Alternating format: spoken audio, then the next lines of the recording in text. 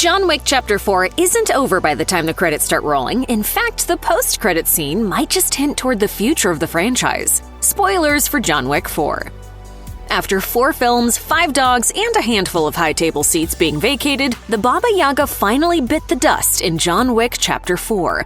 Parking himself on the stone steps, all bloodied and beaten, he calls out his wife's name and seemingly shuffles off this mortal coil. But while the world may have lost John Wick, the Assassin's Network and the allies or enemies inhabiting it are still in business, as are scores that desperately need to be settled. One such feud that spills over following John's Parisian-based payback is between Akira and the former friend of Koji's that killed him, Kane. In fact, their dispute is so significant it got its own bit of screen time in a post-credit scene of John Wick Chapter 4, marking a first for the film series that we didn't expect. But what does this sliver of a showdown imply for a franchise's future that, as far as we now know, is without its firearm-loving frontman? Here's where the series could go next.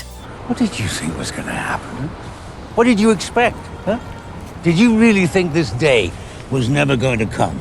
Following the bloodbath at the Continental Osaka, which saw Kane cut down Koji, Akira swears revenge against her father's killer and isn't seen again for the rest of the film. It's not like Kane is keen to do it, of course, given that he's under orders to take John down along with anyone else helping him for fear of his own daughter being killed should he fail to do so. It is in the post-credit scene that we finally see Akira go in for the kill, hoping to get blood for blood until a swift cut to black stops us from witnessing the outcome. It's an unexpected extra to the story, not just because it follows the climax of John Wick's journey, but because it's teasing a spin-off that isn't either of the two already confirmed. Ana de Armas's Ballerina and the TV prequel show The Continental have been well-known projects in development for some time, and we haven't caught a glimpse of either so far. With that in mind, hinting at another area for the burgeoning franchise to expand with this plotline is a welcome surprise. For starters, it means more tales to tell in this world of markers, trackers, and tailored bulletproof suits, but also, given the characters and story involved, this could end up being a John Wick spin-off movie the franchise didn't know it needed.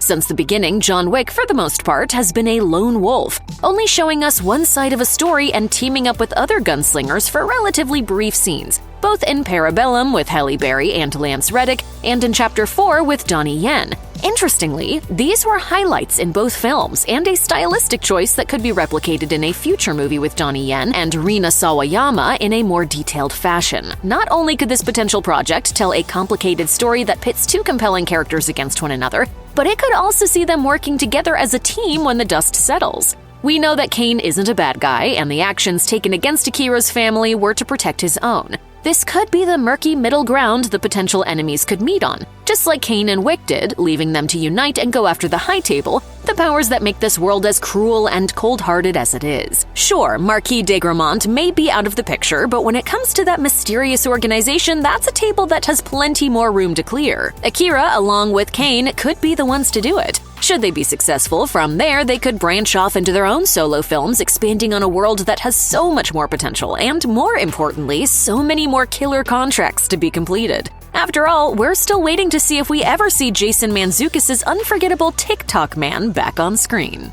TikTok, Mr. Wick.